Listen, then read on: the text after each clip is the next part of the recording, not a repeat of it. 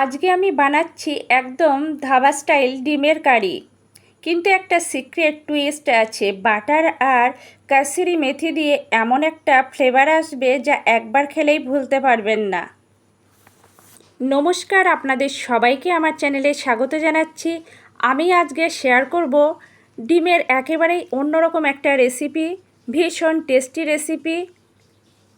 এভাবে ডিমের রেসিপি বানালে ছোট থেকে বড় সবার পছন্দ হবে। ভাতের সঙ্গে খেতে খুবই ভালো লাগে, এছাড়াও রুটির সঙ্গেও পরিবেশন করা যায়। ভিডিওটা একদম স্কিপ করবেন না, তাহলেই মিস করবেন।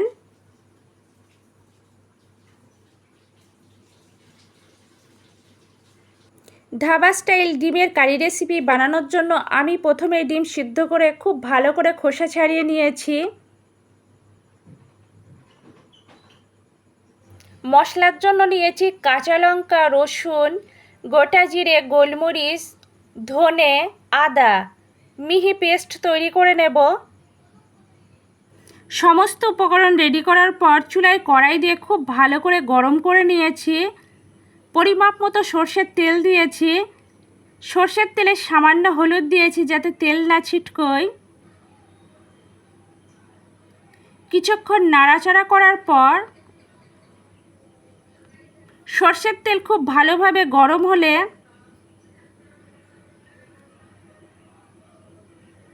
ডিম দিয়েছি।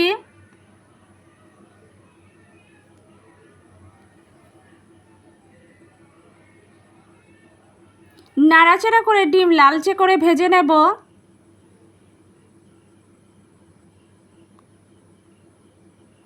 নুন, হলুদ, লঙ্কা গুঁড়ো দিয়েছি।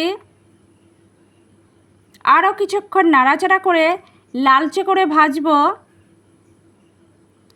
ডিম ভাজা কমপ্লিট, তুলে রাখবো।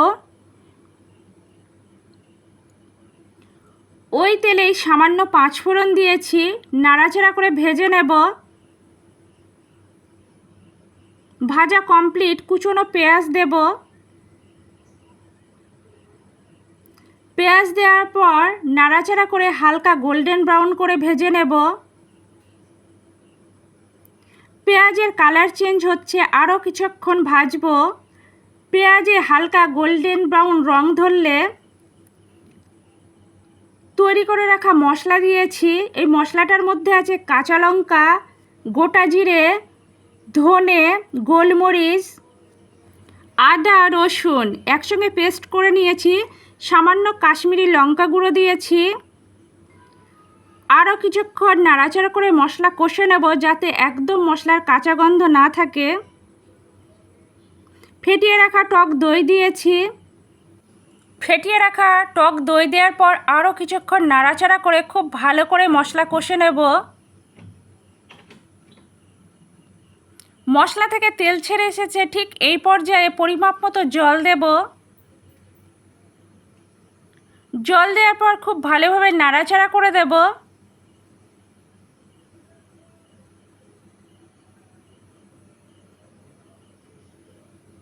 স্বাদ অনুযায়ী নুন, পরিমাপ মতো হলুদ দিয়েছি। নুন হলুদ দেওয়ার পর নাড়াচাড়া করে দেব। বেশ কিছুক্ষণ জাল করে নেব।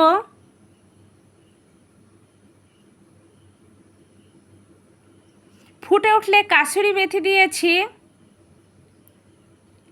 ভালোভাবে নাড়াচাড়া করে দিয়েছি। আরও কিছুক্ষণ জাল করব।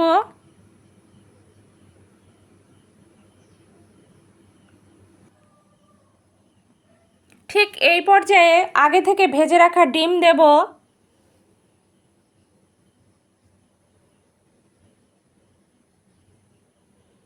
ডিম দেওয়ার পর আরও কিছুক্ষণ জাল করে নেব।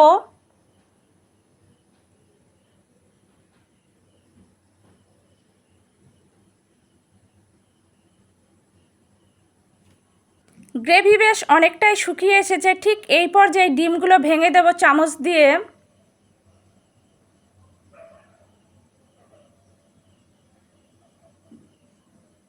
খুব বেশি ভাঙার প্রয়োজন নেই। ভাঙার পর নাড়াচাড়া করে দেব।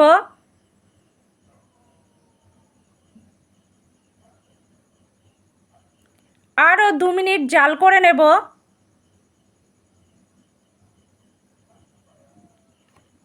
চুলা অফ করার পর গুঁড়ো গরম মশলা দেব।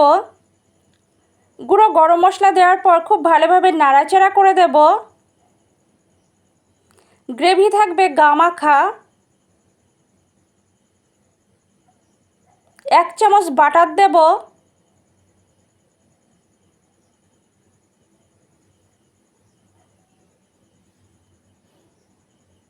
নাড়াচাড়া করে দেব।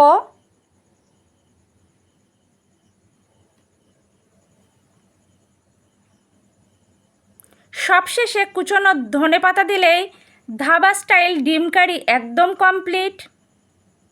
ভীষণ টেস্টি একটা রেসিপি। আমার আজকের রেসিপি ধাবা স্টাইল ডিম কারি পরিবেশনের জন্য একদম রেডি। আপনারা দুপুরে গরম দেওয়াটা ভাতের সঙ্গে পরিবেশন করবেন, একদম জমে যাবে। এছাড়াও রুটির সঙ্গেও পরিবেশন করতে পারবেন। ভীষণ টেস্টি একটা রেসিপি, ছোট থেকে বড় সবার পছন্দ হবে। রেসিপিটা আমি ঠিক যেভাবে দেখিয়েছি একইভাবে বানাবেন, একদম পারফেক্ট হবে। ভীষণ ইউনিক একটা রেসিপি। আমার আজকের রেসিপি আপনাদের যদি ভালো লাগে লাইক করবেন, কমেন্ট করবেন, শেয়ার করবেন, আমার চ্যানেলের পাশে থাকবেন। আর আপনাদের অনেক অনেক ধন্যবাদ এতক্ষণ ধরে ধৈর্য সহকারে আমার রেসিপিটা দেখার জন্য। আপনারা এভাবেই আমার পাশে থাকবেন, আমাকে সাপোর্ট করবেন।